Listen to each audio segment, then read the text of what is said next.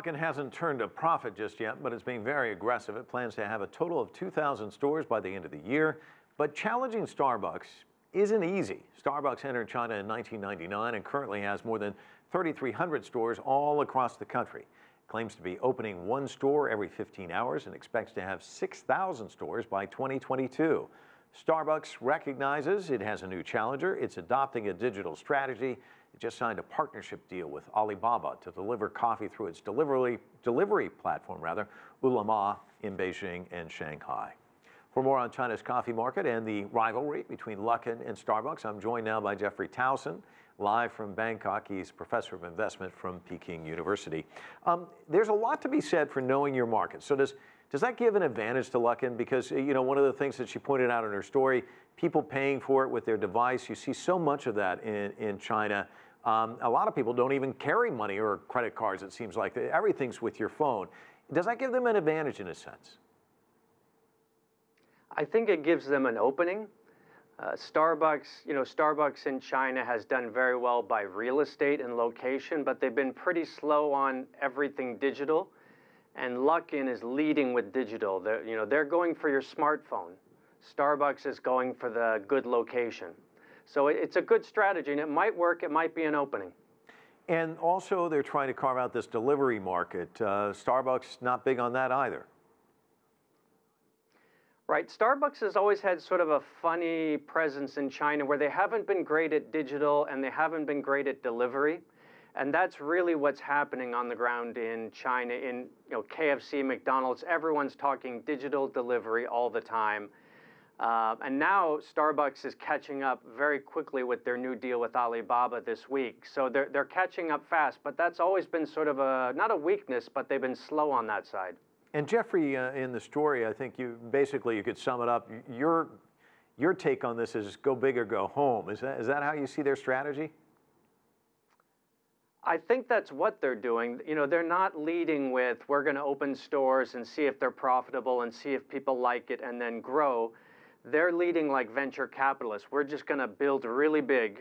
And they've opened, I think, now 650, maybe 700 stores in 7 months. We're just going to open big, build big, and hope people come.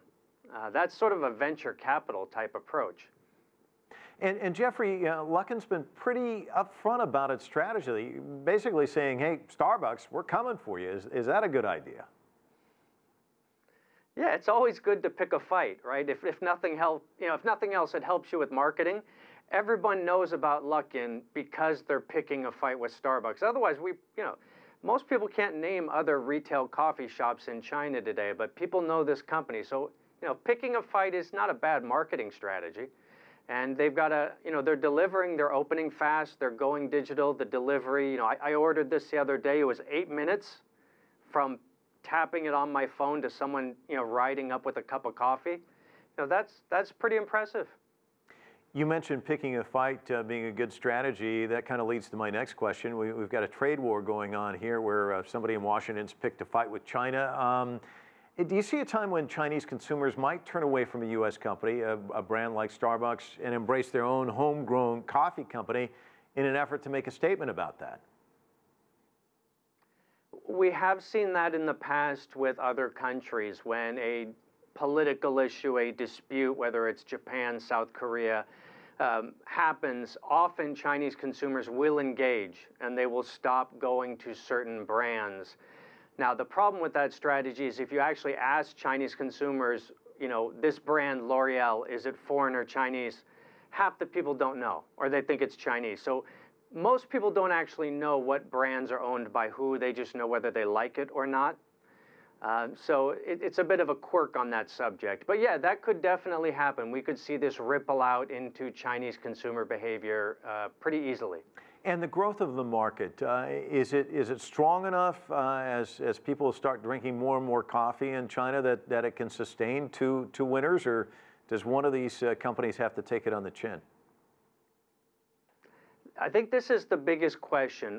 The biggest thing Luckin is doing is they're bringing the price point down from, say, 35 renminbi, which is like $5 to $6 for a latte, to 25. That's a good drop. and they're bringing retail coffee from a luxury product down to a mass market product. Now that worked really well for Xiaomi, which did the same thing for the iPhone several years ago and got explosive growth. So that, that pricing strategy really could work, but it depends on how many Chinese consumers really like coffee. Is there a mass market for retail coffee in China, or is this going to stay a niche product because maybe people just don't like it that much? That could happen too, so we'll find that out pretty soon. It's going to be fascinating to watch, and thanks so much for your insights. Really appreciate it.